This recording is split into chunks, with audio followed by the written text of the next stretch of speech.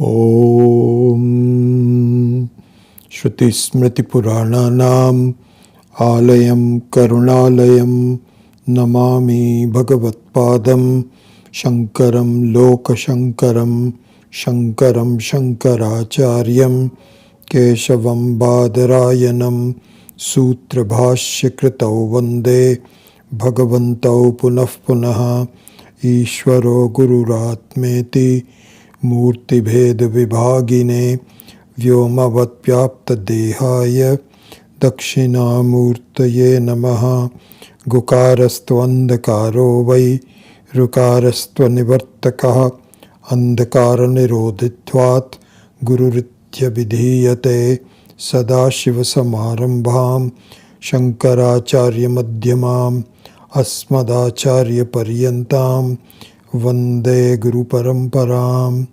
Om Sahana Vavatu Sahanau Bhunaktu Sahaviryankara Vavahai Tejasvina Vadhitamastu Ma Vidvisha Vahai.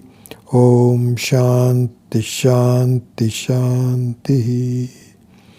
Namah Shri Shankarananda Guru Padam Bhujanmane Savilasa Mahamoha Graha Grasaika Karmane.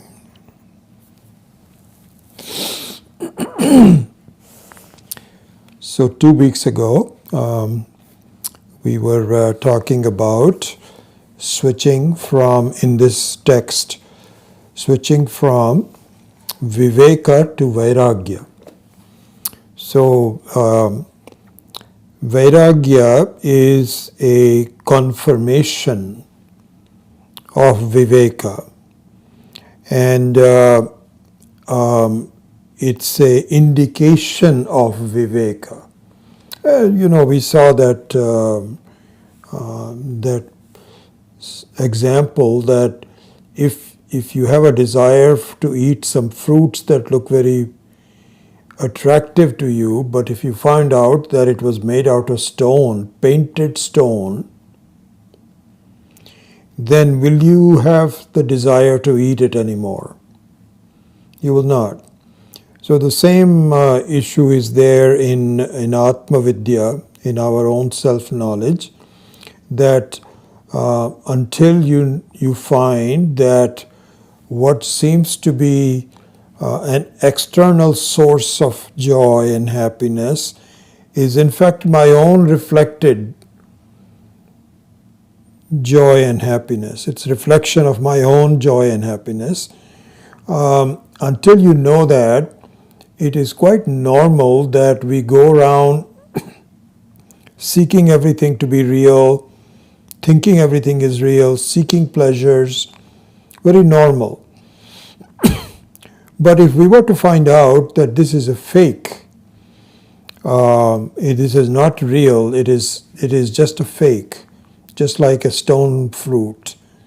And the analogies are not totally the same. For example, in the case of the fruit, all you have to do is to touch it, and you find out that it's stone, and that's it. Here, even after you think that the outside world is not real, it still gives you certain pleasures which makes you believe that perhaps the instructions were not fully, it is not truthful. So this is where, so the Shastra says, no, that's, I know you seem to enjoy life, it's okay, there's nothing wrong with that. But slowly turn to understand that the external sources of joy are not reliable. You should know that from your experience. They are fleeting. So we will see all of that. And then as you begin to see that, you will find the non-reality of it will become more apparent to you. And at the same time, the reality of yourself will also become more apparent to you. So this kind of push-pull situation, which we will discuss in a few minutes in terms of some specific verses, is the one that requires a dedication to giving up my insistence that the external world is the source of my joy. So this is the order by which we can gain from going from viveka to vairagya. Okay, so this is what we saw. Now let's go into the steps of the vairagya, because as I said that it is not instantaneous as it is in touching a stone fruit. It requires a certain removal of doubts, of separating. So the viveka continues to be is sought after. It's not a clear viveka yet. So then what happens is that you need to have shraddha, that the viveka is the real thing that I have to do, and then balance it against the vairagya. So as the vairagya becomes more prevalent in your life, the viveka says, see, I told you, keep doing this. This is what has to be done. Anyway, so let's just look into all of that through the verses of the 12th chapter of, the 13th chapter of Pancadasi. And we will begin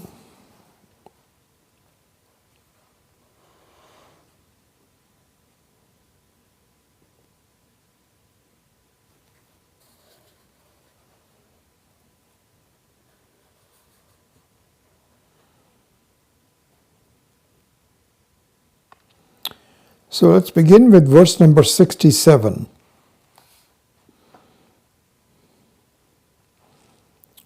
Adyo vikaraha akashaha sosti bhati picha bhitpriyaha avakashastasya rupam tat mithyanu tat trayam. So here it says that you of course first have to listen to what the Shastra is saying. You have to listen to it first, because these are all, the Vidya is based on words in the beginning until it becomes your anubhava, your own personal experience. But at that time the words have to be resorted to. And the words means that it also has shruti but also has yukti. So it must be meaningful words. Non-meaningful words I don't have to really adhere to. So the meaningful words are given at various places. Here in the Taittiriya Upanishad, it talks about the fact that the Atma, the conscious entity, is where the whole world emanates from.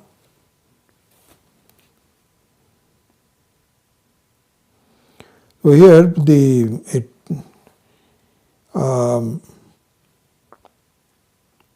the main advice given by the Shastra is, we've talked about this before, so there is all capsulated in one simple verse, avicharita siddham dvaitam. Avicharitam siddham dvaitam. Meaning, the sense of duality. Dvaitam means duality, meaning I am here and the world is there. So Dvaitam is a result of non-thinking.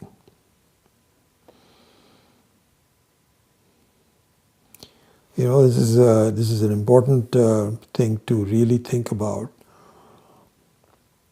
When we have problems in our life,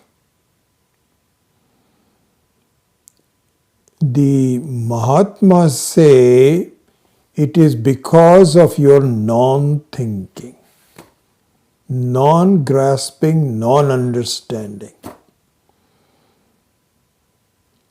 And so, we can see an independent vairagya, that whenever you have something which is not pleasing to you, it happens continuously every day, something or the other happens, then you should keep in mind the original reason for that displeased mind. The original meaning means the fundamental meaning. You may have certain meanings that that are obvious, like for instance, supposing you didn't see something and you fell down.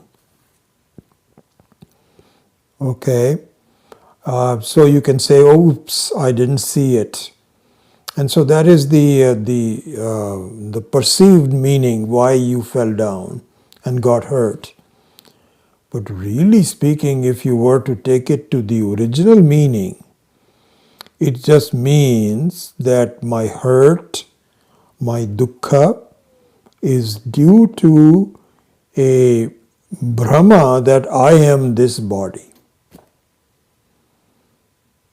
Really speaking, this Brahma of not understanding who I am is at the core of all of the problems. This is what Acharyas say. And so what that means is that supposing you have an event which is displeasing to you, instead of blaming someone or something, which is what we tend to do because that's what we are used to doing it. Okay, why did this happen? Oh my gosh, I don't understand why that person said that to me, or why did it happen to be this way. We just leave it at that. So by saying that the original reason for any problems is your own Brahma, what it means is that anytime you have a problem in life, don't simply stop there and say, this situation is to blame, that person is to blame. Don't even say that I am to blame. What is to be repeatedly thought about fundamentally is a reminder that all problems that I encounter is an invitation for me to inquire into the truth of myself. This is what because otherwise you cannot say, you can say that all problems are a result of your Brahma. And then it doesn't seem very plausible. It looks too hard to comprehend. And so I can't really grasp it. But if I turn the truth into, so what should I do about it? Then I have some, and this is exactly what we are talking about in this whole section on Vairagya, is that until I can understand as to what is it that I need to do, I cannot make progress. And what I need to do is to get into a habit of any time there is a problem, it instills in me, or it should instill in me, a sense of inquiry, fundamental inquiry about who I am, what's happening. Leave aside the immediate effect of any problem, but go deeper into it. Make it an invitation to inquire. So this is the reason why they say avicharita siddham dvaitam. Vicharam na sahate. If you keep on analyzing, thinking, probing, understanding, you will find that the dukkha goes away. It might leave some, you may rub your arm where you fell down. That's okay. That's perfectly okay. But the falling down and really hurting your arm, hopefully not breaking it, even though that can also be an invitation for inquiry, is to make that into a invitation for inquiry. Anyway, so that's what is talked about. So here in the Taittiriya Upanishad, it says, please see, first of all, this is what the Shruti is saying. We have to understand that. It says this Akasha is born from Atma.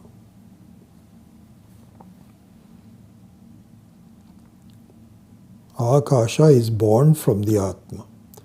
From the consciousness, you can see Akasha. Akasha means the space. So actually, in reading some of the more advanced books,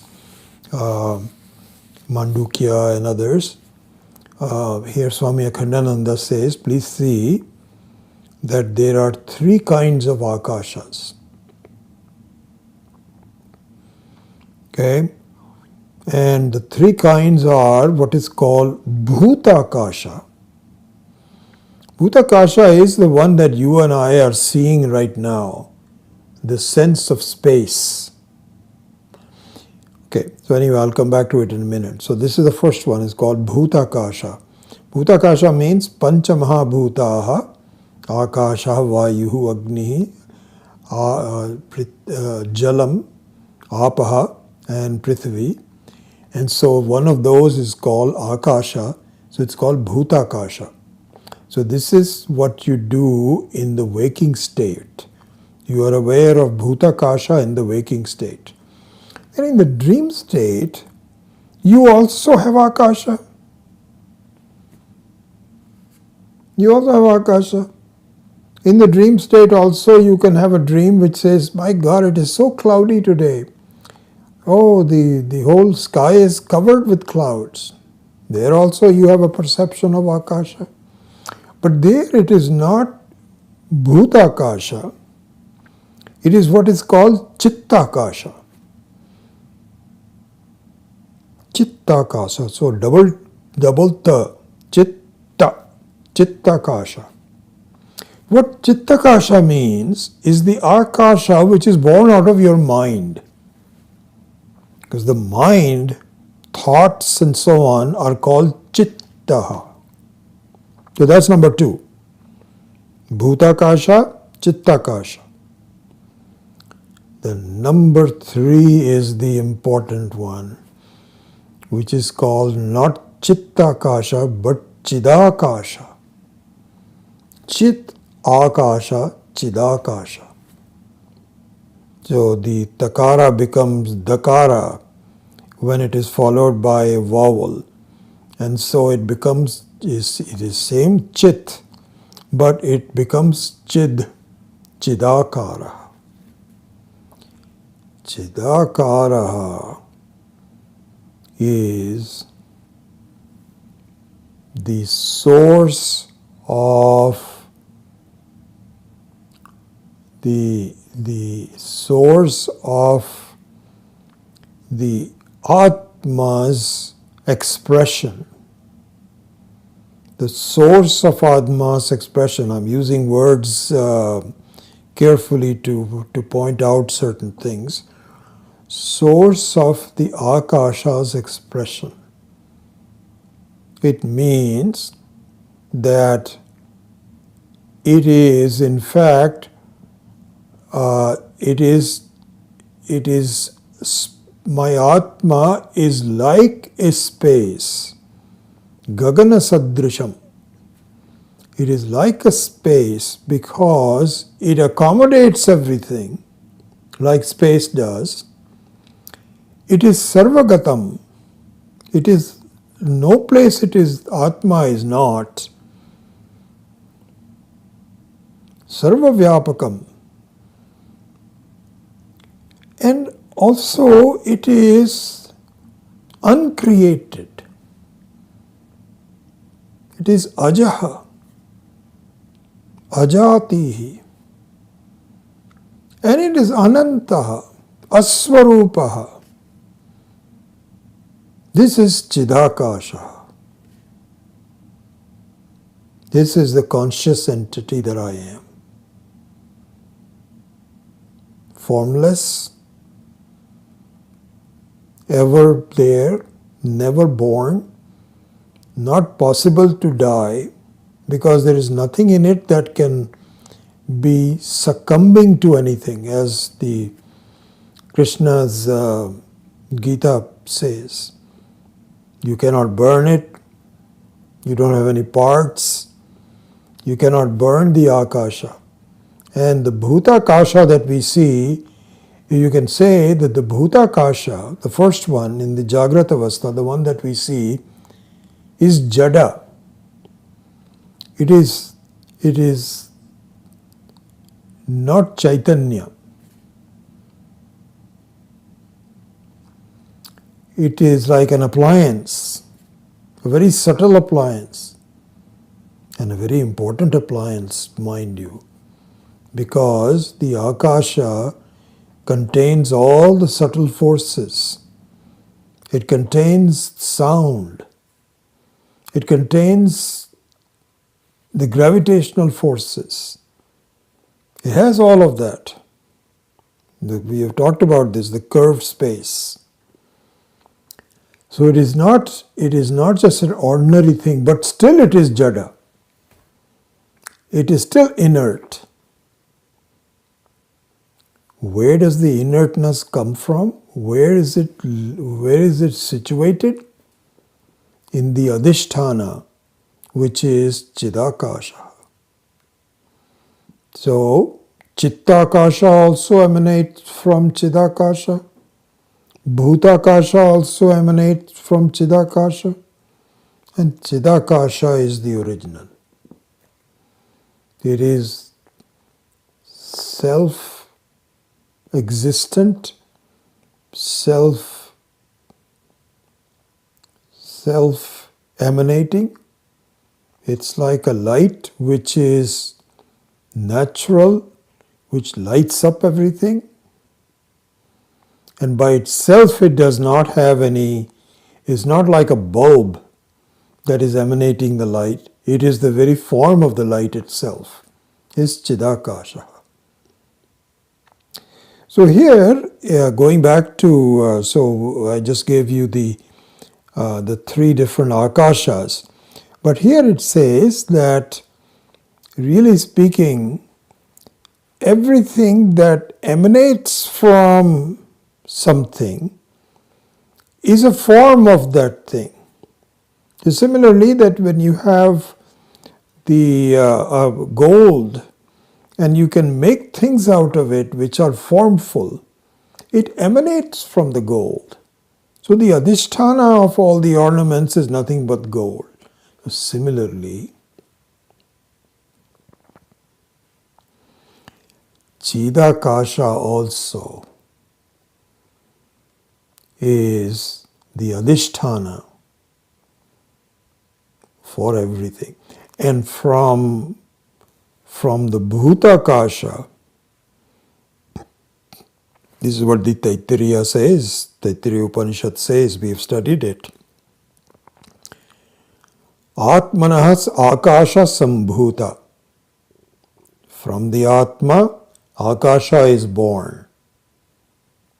Right? From Chidakasha, Bhutakasha or Chittakasha are both born. They are born out of Chidakasha. And from Chittakasha and Bhutakasha, Akashat Vayu. Then there is Parinamaha. Then one different from Akasha, Vayu is born, from Vayu Agni is born, from Agni Apaha born, from Apaha Prithvi born. These are less subtle, the grosser values of Akasha. In fact, in the science of Vedas, it says that really Prithvi itself is nothing but solidified water. And water itself is nothing but grossified Agni. Agni itself is nothing but grossified form of Vayu. And Vayu is in fact the grossified form of Akasha. And Akasha is is the grossified form of Chidakasha. So here what it says now, we can say that anything which is born, which emanates, which starts, cannot stay forever. Why? Because a natural form of birth is the death. This is what we were studying in the Bhagavad Gita the other day, right? And so now actually it is communicated, the same thought is communicated here. So if you look at verse number 68, it says, Na vyaktehe purvam asti eva, na paschat cha api nashataha, adavante cha yat nasti vartamane tat tatha. And in fact, right after that is the verse number 66. So I'm sorry, 69, which is the exact copy of the one in Bhagavad Gita that we just studied, number 28, I believe, of the second chapter. Avyaktadini bhutani vyakta madhyani bharata avyakta nidhanani eva iti aha Krishna Arjuna prati. He says it. So let's look at both of them. It's the same concept, but different words are used. Adau ante cha yat nasti vartamanepi tat tatha. So this is the basic logic.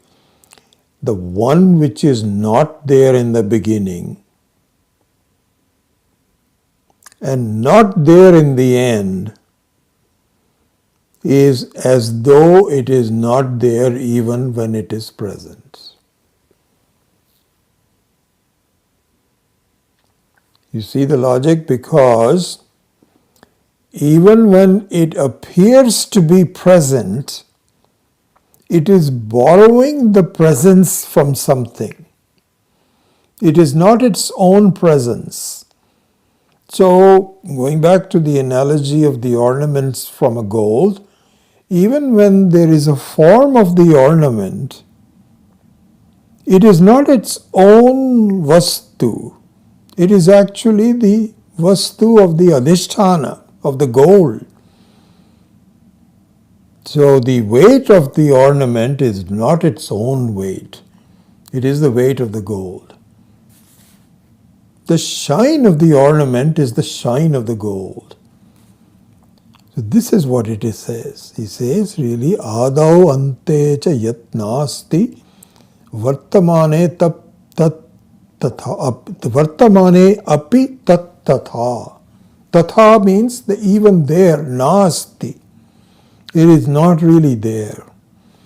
So even when it is manifested, it is a form of non-manifestation.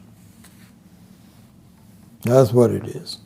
It's equivalent to it means it's going to disappear.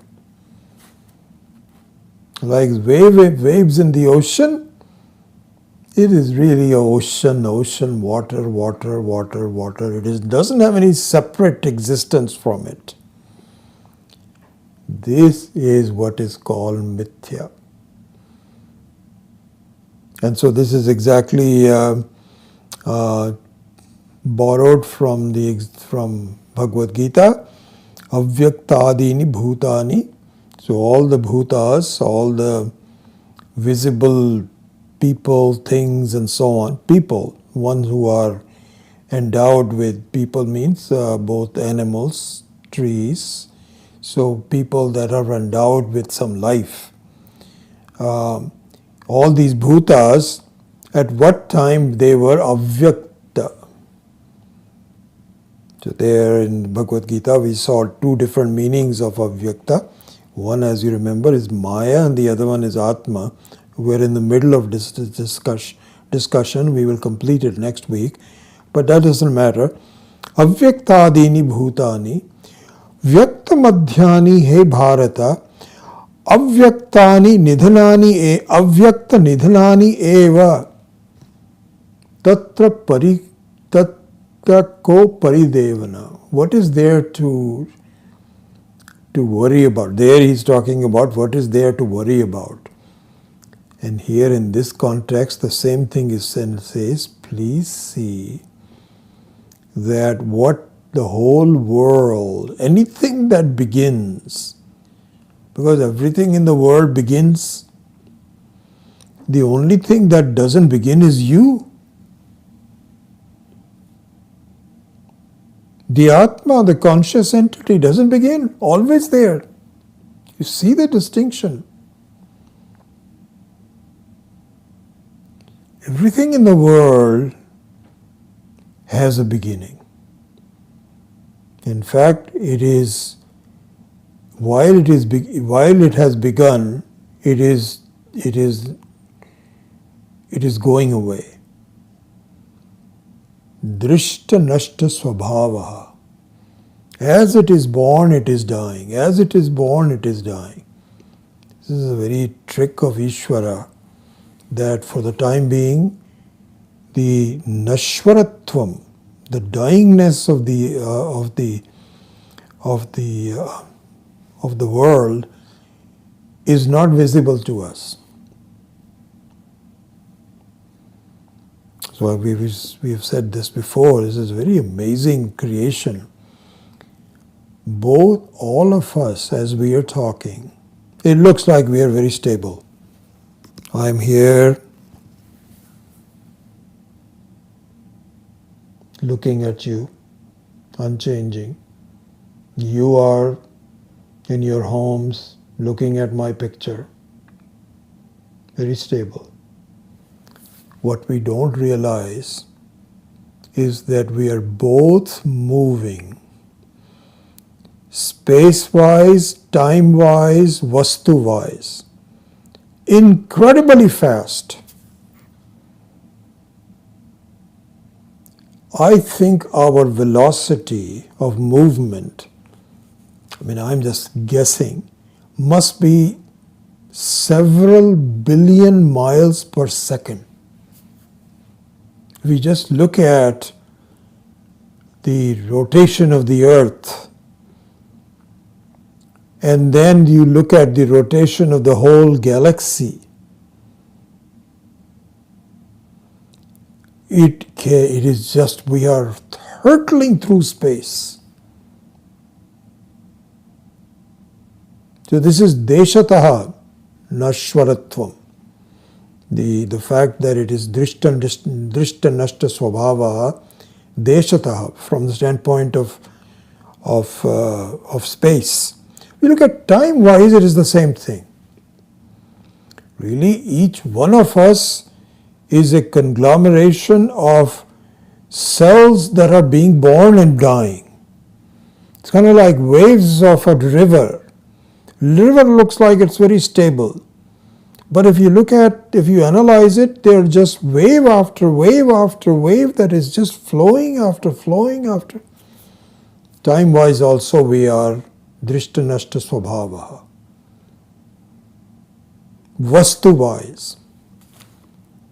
Vastu-wise also we are drishta nashta svabhavaha. As we have talked about it many times before, that really speaking, this solidity of the table is very misleading. Because in fact it is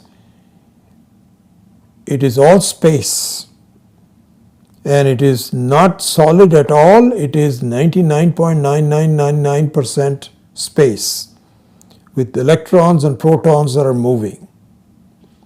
But it looks very stable. This is how the world fools me. I am also very stable. The world also seems to be relatively stable. This is purely have to do with the fact that this is why my taking the world to be dreamlike is very difficult to understand. It requires a lot of dedication, shraddha. But in a dream, I say, oh, that's adjusted, that doesn't last. Well, while I was dreaming, it looked very real.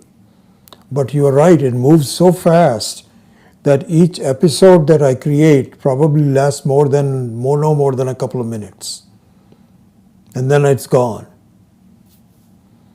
So we shouldn't worry about the speed, but the very nature of it.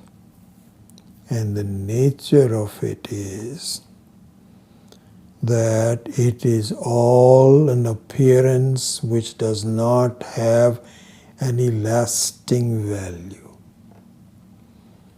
No lasting value. It is kind of like I am clinging to things that are already dead.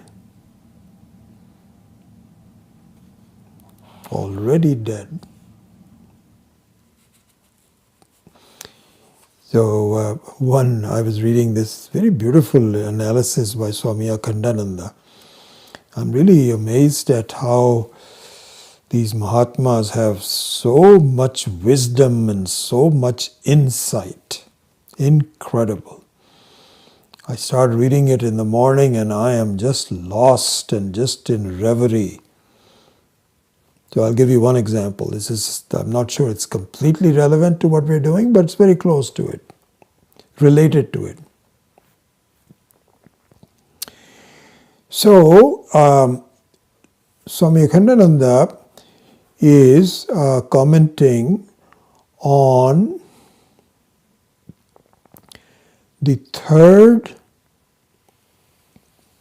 Karika by Sri Gaudacharya ji. Gaudapadacharya. Third one, which is called Advaita Prakaranam. We have actually done this, but as I mentioned to you on the Saturday, I'm very enthused about revising it in a more of a mananam form. And I will start on that in the next few months. And that would be kind of like the far ultimate goal. In my consideration, even more relevant and more immediate and more helpful than any of the ones that we have done before.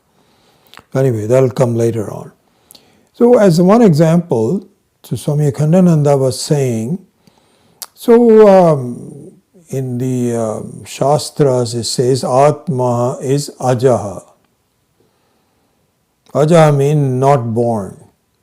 It has no beginning. This is what we've been saying, that the consciousness is the only thing which is not born. Everything else is born, but the consciousness is not born. Conscious entity. I really don't want to keep calling it consciousness, but it is the conscious entity, the Vastu, the Brahman, is Ajaha. Brahman means everybody, not just Brahman, not a separate thing, but Jiva, you, I, we are all nothing but Brahman. And we are Ajaha. We are Ajaha. So the question is, how is it that we are Ajaha? So he gives a dialogue between when Swami Akhandananda talks about how people approach him, and he talks about the talking of he talks about Vedanta and so on, and people say, Swamiji, that doesn't make any sense to me. Doesn't make any sense to me. Well, how can you say I am Aja? Because even though I was not aware of the fact when I was born, but my mom and dad were aware of it, and they are very honest people. They are not joking or serious. They are seriously saying, yes, I was born. And then my children are also born. I can see them being born. So how can you say that we are Ajaha? So Swamiji said, let me show you how you are Ajaha. Okay? He says, So this is this. So just listen to this whole thing. I digressed from what I was doing, but it's so fascinating to me when I see some new way of looking at it. I immediately want to share that with you. So Swamiji says, look at it. So he gives the story, which you are very familiar with, but he recites that story as part of this explanation of Ajaha. So the story is that there was a tiger cub which was left alive after his older tiger mother and tiger father who had been shot dead, or they died or something. So this poor tiger was so small that they had a bunch of sheep that were grazing, and so the mother sheep took kindness on it and gave him milk, let her, let the tiger cub suck the milk from her udders, protected it, gave it water, shelter, and so he started to look like a sheep. Oh, I tell you, there is a better example, but Swamiji also gives. So let me tell you about that example. That would be better. So that example is that there was a prince of a kingdom who was kidnapped by some dacoits, and they had killed a lot of the people in the kingdom, and they kidnapped this young boy, and they took him into the jungle and just protected him and took care of him. So he grew up to be one of the dacoits, one of the really village, the forest people. Became with, big beard, and you know how they will not dress properly, whatever, they were just wild people. He also grew to be a wild person. Then there was, and people in the village knew that our prince has been captured. So they went to, one time they had a fight with these robbers, and they either killed them or arrested them, and they found this boy. And this boy looked exactly like what the Rajkumar means a prince, that the prince, they had photographs of him, he looked exactly like this. So he asked him, aren't you? He says, yes, I was kidnapped, and so I started living with him. So he says, do you know you are the prince and we have been lacking a prince? You please come and become our king. So he became the king of this whole locality, the whole village, the whole town. So this is the example given by Swamiji. Okay. Swamiji says the birth of a jiva is like the birth of this prince who has been identified by the wise people of that town. It's not as though he was really born at that point. He was already there. But his identity was completely mistaken by others and by himself. And he had accepted his role as a jungle boy, when in fact he was the king in waiting in those days. Nowadays we don't really have too many kings, but in those days the king was everybody. It was the whole government. Whatever the king says, everybody has to do. So Swamiji says that the birth of the Rajkumar, can you call it a brand new birth? Like he was born right there in front of you and he became 18 years old. He was already 18 years old. It's just that his form and name and his status was completely wrong. And once it was discovered to be correct,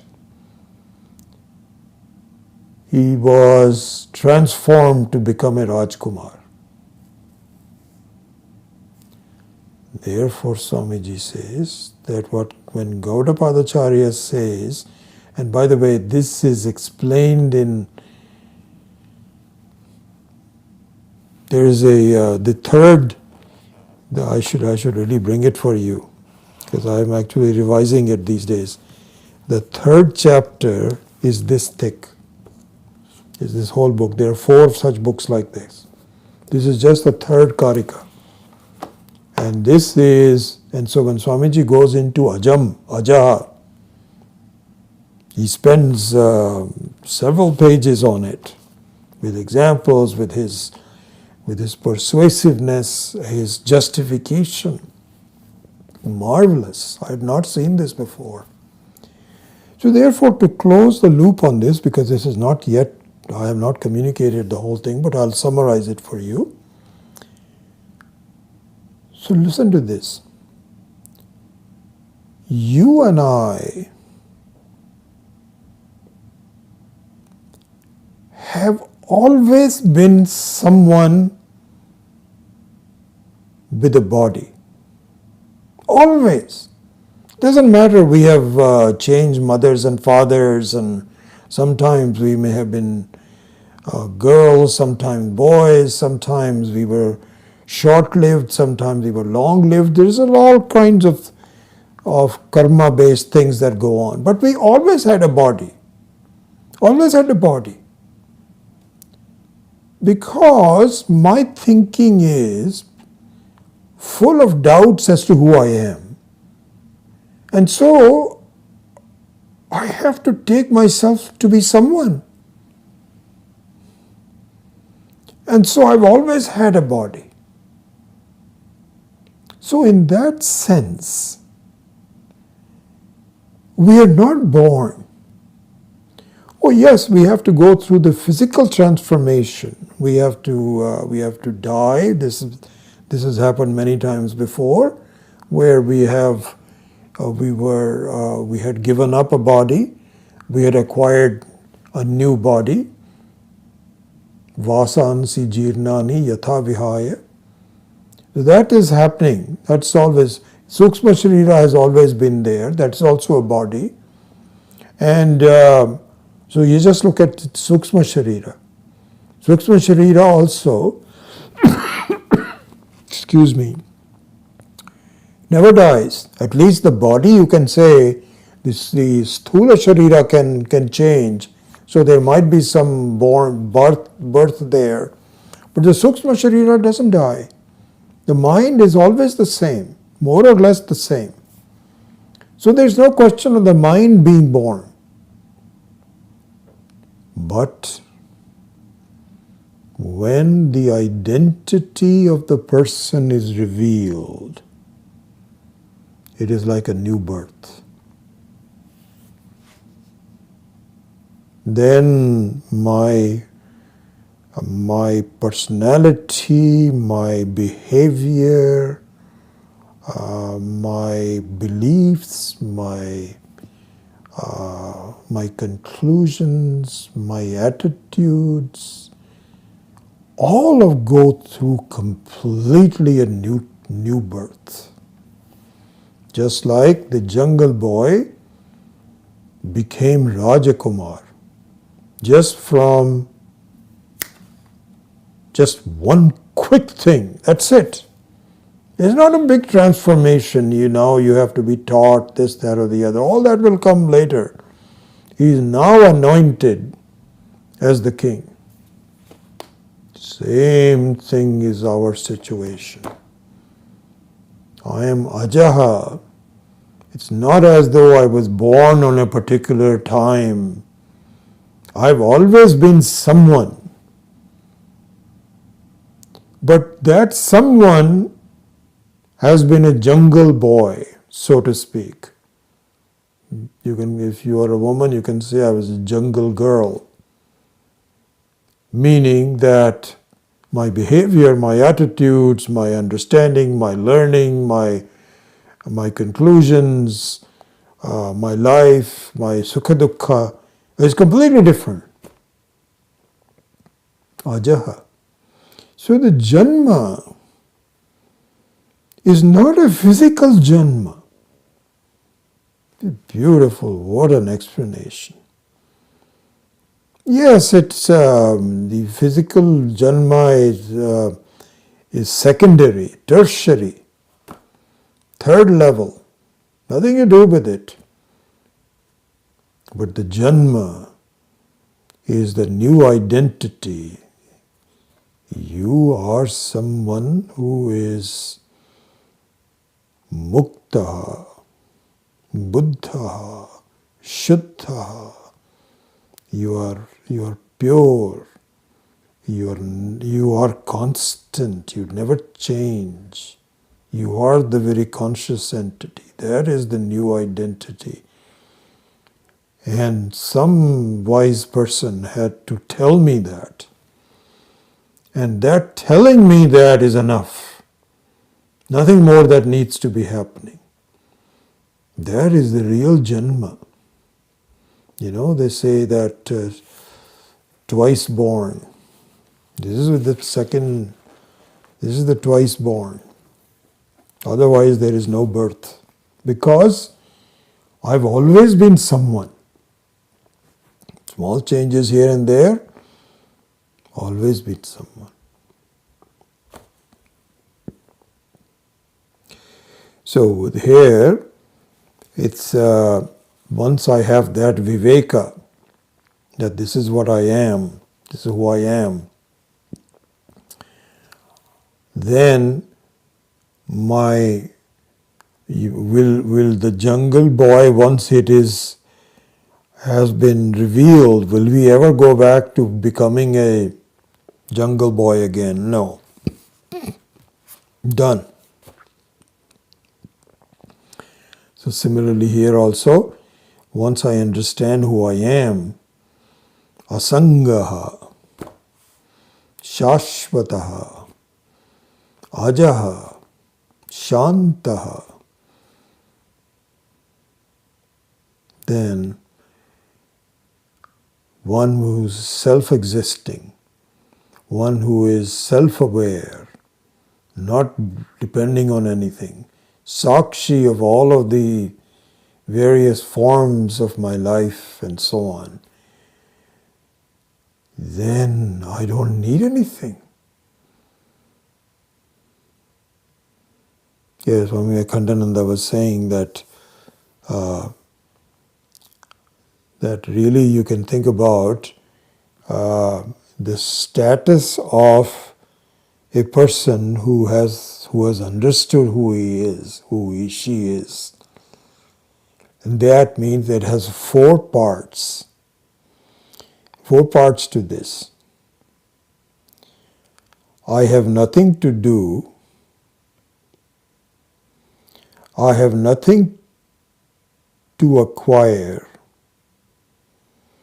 I have nothing to give up.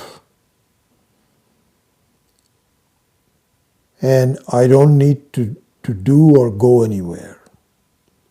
I haven't really completely done that, but those are the four things. I don't have to go anywhere. I don't have to do anything. I don't have to give up anything. I am what I am.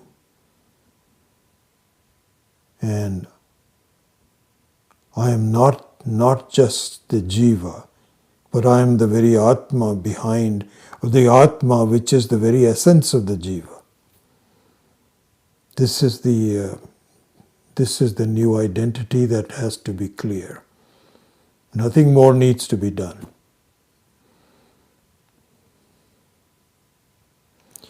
And so when that happens, then I don't have to think about, I don't have to depend on any of the world. My whole attitude has to change. everything not has to change, it will change. So here,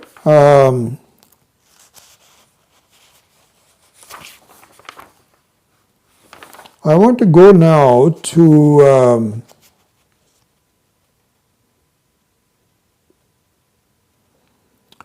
verse number 81.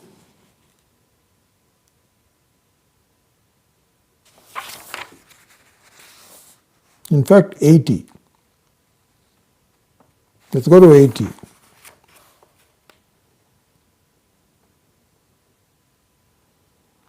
So it says that to understand the adhisthana of the whole Jagat, I am the very adhisthana of the whole Jagat. See, that is really what the Viveka and the Vairagya leads to. It leads to an understanding that the Atma, I alone, am the adhisthana of everything that emanates from me. Isn't it? We've already seen this. Atmanaha akasha sambhutaha. So all the bhutakashas, chittakashas are born out of chidakasha. We saw that. So I am the adhisthana. This is what I have to see. So he says in this verse number 80, Satchidananda Rupe Asmin Purne Brahmani Vikshite Swameva Avajanati Nama Rupe Shanai Shanai. So he says, so I'll end the class with just this verse. It says that the Vairagya, the moving towards the independence from the world, consists of again and again seeing that I alone is the adhisthana. Adhisthana means the very content. Just like the gold is the adhisthana for the ornaments, so I am the very content of all my experiences. And I have to see this through logic, through examples, through my own experience. All the Shastra, all the yuktis, so Shruti, Yukti, Anubhava, everything has to point towards the fact that I am indeed the adhisthana of the whole world. And the whole world, because it emanates from me, also dissolves in me. So those are the thoughts, the directions of my thinking, my enquiry, my conclusions, all have to point towards in that direction. This is what I have to do. So here, Swami, the Panchadashikara points out, and this is elaborated by Swami Maheshananji in verse number 80, very beautiful one. So he says that Viveka and Vairagya should both be done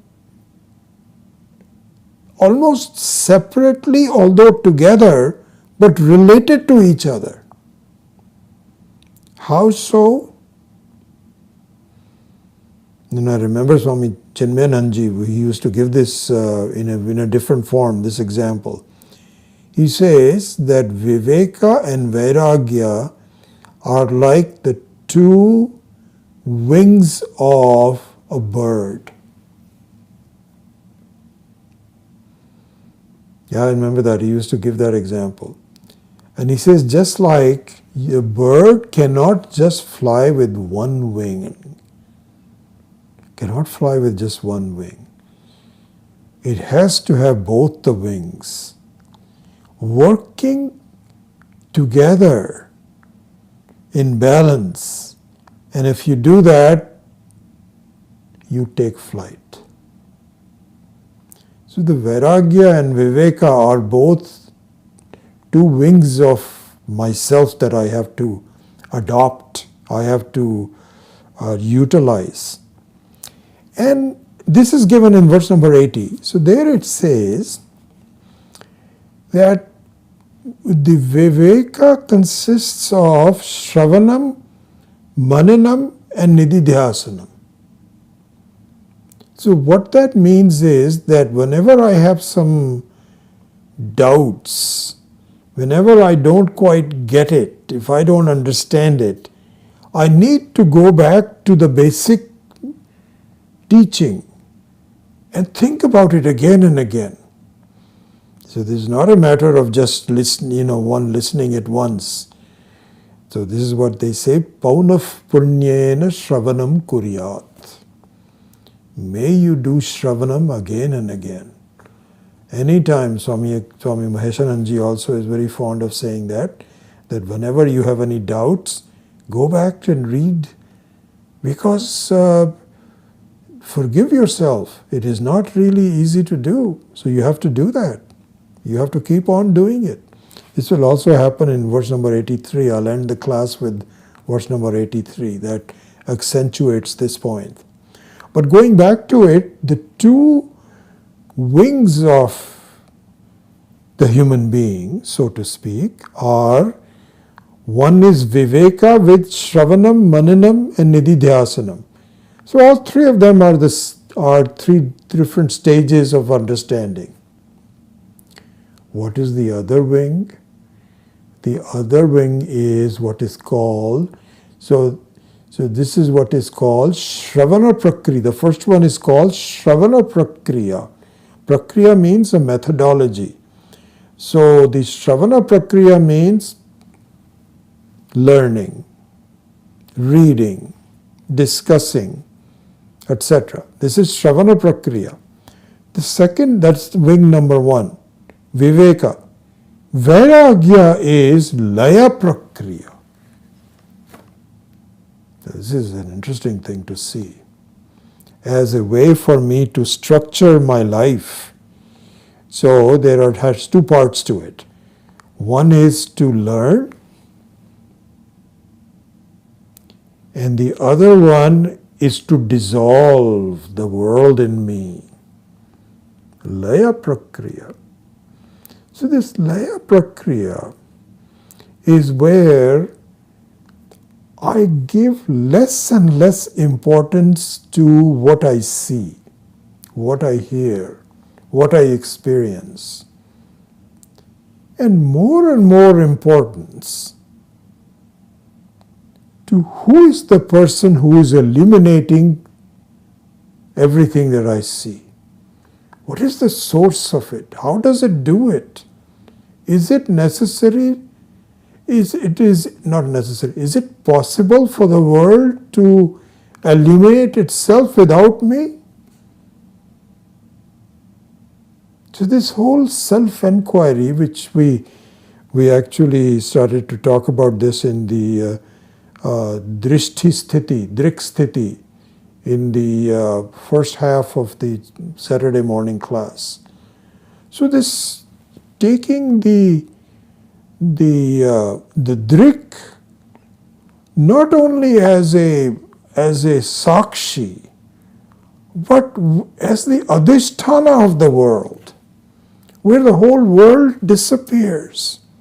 This is what happens when I start a dream. It emanates from me. It results, it stays with me and then comes inside me, dissolves in me. So this is what is called Laya Prakriya. So both Shravana Prakriya and the Laya Prakriya form the two wings, also called the Viveka and Vairagya. for making progress in this understanding. So this is now given in this verse number 83, which is a very well recognized, popular verse. I would recommend that you memorize it. It is one of those verses that you should memorize in your mind and recall it.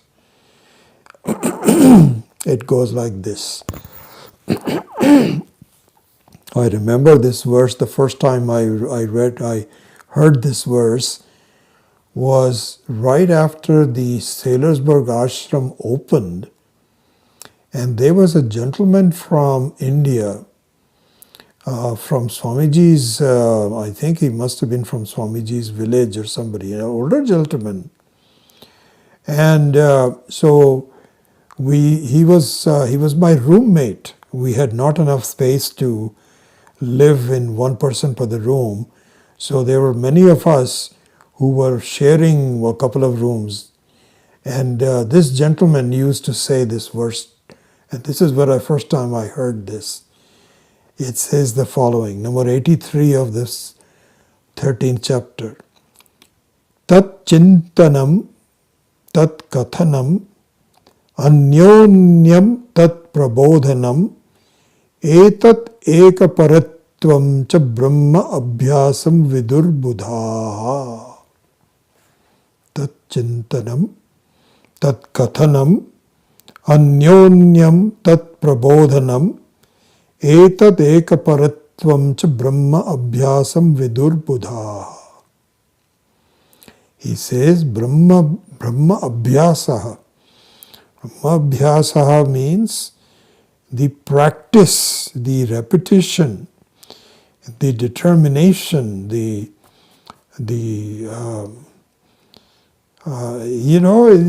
sometimes they have given this beautiful example that supposing you have to put a pole on the earth. Supposing there is a wooden pole and you are making a big some kind of a structure, and you want to put a wooden pole or any other pole into the earth. So you have to dig some earth out of the earth, put the pole in, and then start putting the earth around it. Now what you have to do is to pound the earth so that it becomes very firm. This is called Brahma Abhyasa. So you cannot say that it is a repetition. Can you say that put it pounding so to make sure that the pole is solid, a repetition? It's not repetition, but it is consolidation. I think that's probably a better word. So if you want to consolidate and make Brahman understanding firm, Vidur Buddha, all the wise people say that. It is not something which is casually said. Take our advice, they say, and make this is a Brahma Abhyasam. And what are the parts of the Abhyasam? What is to be done? Because sometimes, you pound it this direction, sometimes you do it from the other direction, so that it all becomes firm. Tat chintanam, tat kathanam, tad anyonyam, tat prabodhanam. He says, Tat of course means Brahman. Tat tvamasi. It is really nothing but Paramatma, Ishvara. Tat chintanam. Tat chintanam here means tasya chintanam. Sixth case becomes tasya becomes tat. Tasya chintanam. The thinking of that person. Think about Paramatma. Bring it to your mind. Don't just say that Vedanta is not making any difference to me. Have you thought about it? How many times in the day Do you bring the thoughts of Paramatma to yourself? And if you have not done so, then please read some more. Clarify it so that you fall in love with the beauty of it. This is what is called Tat Chintanam. Then Tat Kathanam. Kathanam means that if you have the opportunities like I'm doing, I'm teaching, or you have the opportunity to talk to some friend or some student, do that.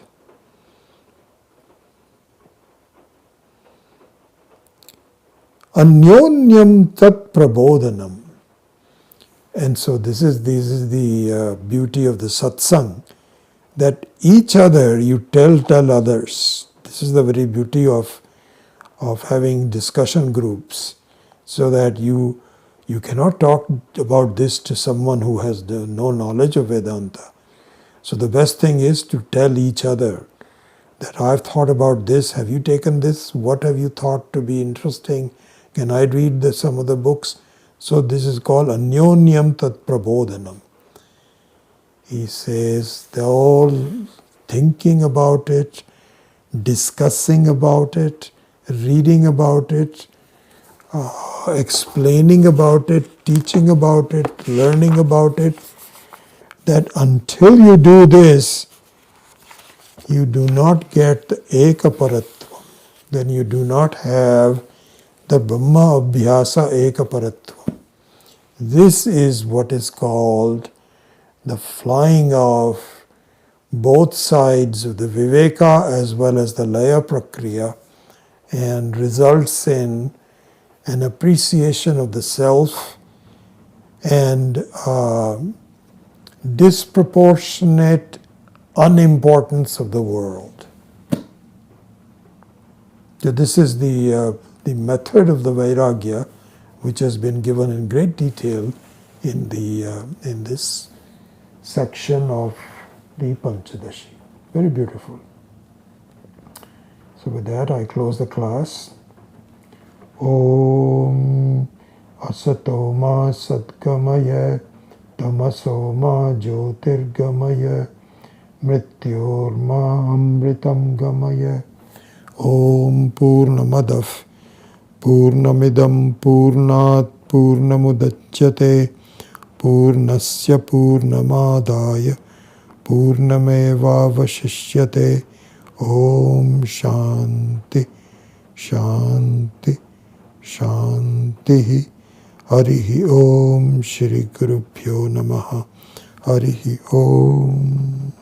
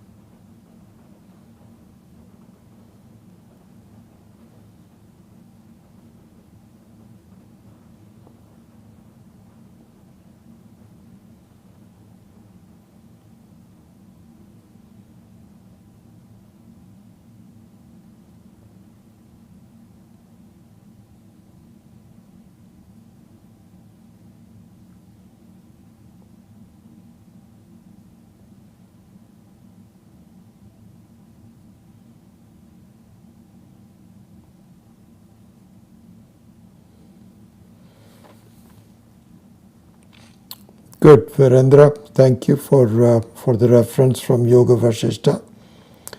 Um, Kamala, I would be happy to give the 83 shlokam in WhatsApp. I am not sure how to do Devanagari in WhatsApp.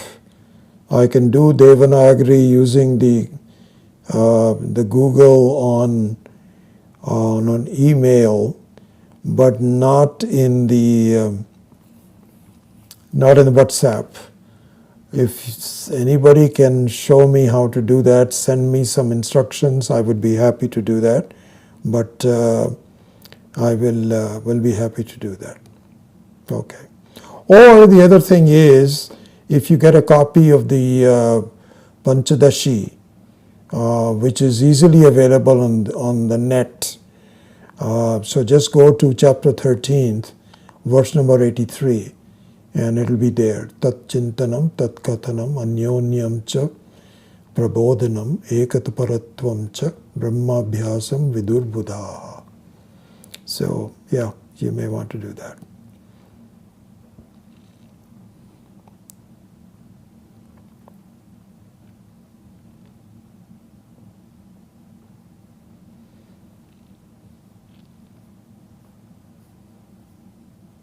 All right, if there's no other questions or comments, then I will take your leave, and hopefully I'll